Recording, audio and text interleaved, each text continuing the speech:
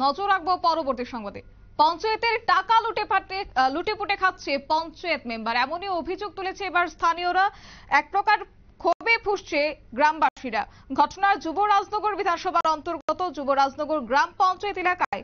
তবে এই প্রসঙ্গে বলতে গিয়ে বলা যায় যে উক্ত এই পঞ্চায়েতের 1 নম্বর ওয়ার্ডে একটি অঙ্গনওয়াড়ি কেন্দ্র রয়েছে। দীর্ঘদিন থেকে এই অঙ্গনওয়াড়ি কেন্দ্রের এক প্রকার বেহাল দশা। বৃষ্টি এলে অঙ্গনওয়াড়ি টিনের চাল দিয়ে অনবরত পড়তে থাকে জল। বাধ্য হয়ে ভিজতে হয় অঙ্গনওয়াড়িতে আসা কচি কাচাদের। অঙ্গনওয়াড়ির রান্নাঘরের হাল তো আরো নাজেহাল। এবং সেই কথা এক প্রকার জানিয়ে দেওয়া হয়েছে আজকের এই বিক্ষোভকে কেন্দ্র করে। যদিও বৃষ্টি এলে বৃষ্টির জলে ভিজে রান্না করতে হয় এবং বিগত কয়েক মাস পূর্বে এই অঙ্গনওয়াড়ি কেন্দ্রের একটি টয়লেট নির্মাণের জন্য প্রায় 1 লক্ষ টাকা বরাদ্দ হয়। পঞ্চায়েতের ডেভেলপমেন্ট ফান্ডের অর্থে এই টয়লেটটি নির্মাণের জন্য দায়িত্ব দেওয়া হয়েছে গ্রামের শাসক দলের নেতা 1 নম্বর ওয়ার্ডের মেম্বার অশ্বিনী কুমার নাথকে। যেহেতু কথা ছিল সম্পূর্ণ নতুন করে তৈরি করা হবে এই টয়লেট, কিন্তু স্থানীয়দের অভিযোগ অঙ্গনওয়াড়ি কেন্দ্রের পুরনো টয়লেটকে কোনো রকমে নতুন করে সিমেন্ট বালু দিয়ে সাজিয়ে তোলা হচ্ছে। নতুন করে তোলার এক প্রকার উদ্যোগই গ্রহণ করছে না পঞ্চায়েতের কর্তৃপক্ষ। কি বলছেন তারা, শুনুন। কত নম্বর ওয়ার্ড এটা? 1 নম্বর ওয়ার্ড। তাই আপনাদের অঙ্গনওয়াড়ির কি সমস্যা মূলত? সমস্যা বলতে আমরা তো দেখতে পেলাম যে আপনার রান্নাঘর পুরো ভাঙা। এটা কতদিন থেকে এরকম? এটা স্যার আমি যখন জয়েন করি এর আগে থেকে এরকম। আমার আগের যে হেল্পার আছিল তাই হয়েছে 34 বছর থেকে জানালাটা নাই, দরজাটা মোটামুটি আছিল, এখন তো ভাঙ্গিয়া পুরাটা। আর আপনাদের বাচ্চাদের তো কোনো বসার কোনো ইয়ে নাই, মাদুল এটা নাই, একটা স্লেট নাই, গ্লাস তাল বাটি এটা আমরা পাই না। আর টয়লেটের কি অবস্থা?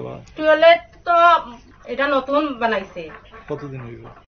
নতুন বলতে 3-4 মাস ওর টয়লেটটা বানাইছে। বানানোর পরে একটা ট্যাঙ্কি দিছে না। এরপরে আমরা ট্যাঙ্কির কথা কইলে আমরা এটা ইয়েটা কি অর্ডার হইছে না, অর্ডার হইলে পরে দেওয়া যাইব। পরে এখন ম্যাডাম আইছেন, ম্যাডামে দেখিয়া পরে কয়েক মধ্যে আমার এটা নতুন ট্যাঙ্কিটা হইতেছে। এখন নতুন ভাবে 1 মাস হইছে পরে। আর আপনার দরজা দেখি নেই? দরজা তো নাই, এটা তো আর ঘরের মধ্যে জল পড়ে।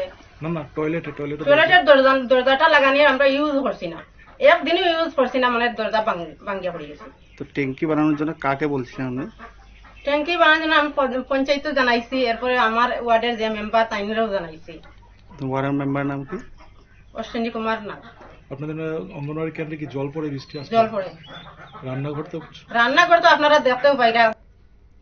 আপনারা শুনলেন সংশ্লিষ্টদের বক্তব্য। এই বিষয় সম্পর্কে বিস্তারিত জেনে নেবার জন্য আমাদের সাথে যুক্ত হয়ে গেছে প্রতিনিধি রূপক দেবনাথ ধর্মনগর থেকে। রূপক দা, এই যে ঘটনাটি আমরা দেখলাম এক প্রকার অভিযোগ তুলছে, বিস্তারিত বিষয়টা যদি আরো একবার তুমি স্পষ্ট করো। এখন যুবরাজনগর পঞ্চায়েত এলাকার যে 1 নম্বর ওয়ার্ডের যে অঙ্গনওয়াড়ি সেন্টারটি রয়েছে সেই সেন্টারটি কিন্তু দীর্ঘদিন থেকে কিন্তু বেহাল অবস্থা। ছাদ দিয়ে জল পড়ছে এবং রান্নাঘর ভেঙে একদম চুরমার। তো ল্যাট্রিন বাথরুমের কোনো ব্যবস্থা নেই। তো সেই জায়গায় দাঁড়িয়ে কয়েক মাস আগে সেখানে একটি ল্যাট্রিনের জন্য একটি স্যাংশন হয়েছে পঞ্চায়েতের তরফ থেকে, পঞ্চায়েতের ফান্ডে থেকে। তো সেই ল্যাট্রিনটি এই এলাকার এই ওয়ার্ড মেম্বার সেই ল্যাট্রিনের কাজ নিয়েছে এবং সেখানে নতুন করে ল্যাট্রিনটি তৈরি করার কথা ছিল যে জায়গার মধ্যে, সেই জায়গার মধ্যে দাঁড়িয়েছে পুরান ল্যাট্রিনটি ভেঙে এটার উপর থেকেই অর্ধেক থেকেই ইয়ে করে কোন রকম করে ল্যাট্রিনটা বানানো হয়েছে। সেই ল্যাট্রিন বানানোর জন্য প্রায় 1 লাখ টাকা বরাদ্দ করা হয়েছিল। যে 1 লক্ষ টাকা এই কাজের জন্য বরাদ্দ করা হলো, তা কি কোনোভাবে পঞ্চায়েত কর্তৃপক্ষ কাজে লাগাননি? একদম কাজে লাগানি। দেখুন সেই 1 লাখ টাকা বরাদ্দ করা হয়েছে যে ল্যাট্রিনের মধ্যে, সেই ল্যাট্রিনটা কিন্তু ল্যাট্রিন বানানো হয়েছে, সেটি ট্যাঙ্কি বানানো হয়নি।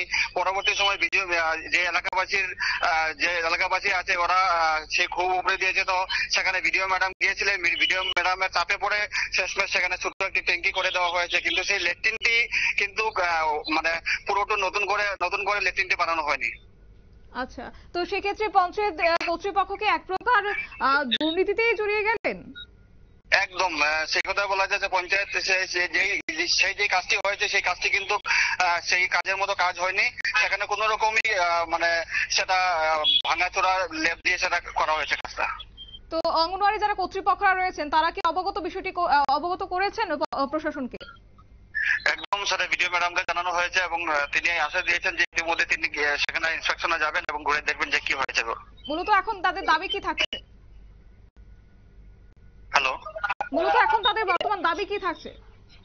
হ্যাঁ, ওনারা দাবি করছে যে আমাদের অবিলম্বে আমাদের লেট্রিনটা সম্পূর্ণভাবে নতুন করে বানানো হোক এবং যে ছাউনিগুলো যে ভাঙা আছে সেই ছাউনিগুলো সুন্দর করে ঠিক করে দেওয়া হোক। একেবারেই ধন্যবাদ রূপক দা তোমাকে।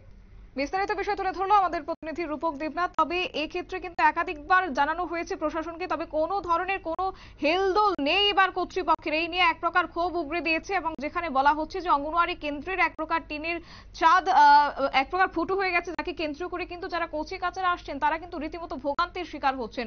তবে এই গোটা ঘটনার পরিপ্রেক্ষিতে আপাতত দেখার বিষয় পঞ্চায়েত কর্তৃপক্ষের এবার নজর এড়ায় কিনা, সেটাই কিন্তু লক্ষণীয় বিষয়। নিয়ে নিচ্ছে ছোট্ট একটি বিজ্ঞাপন বিরতি, সঙ্গে থাকুন।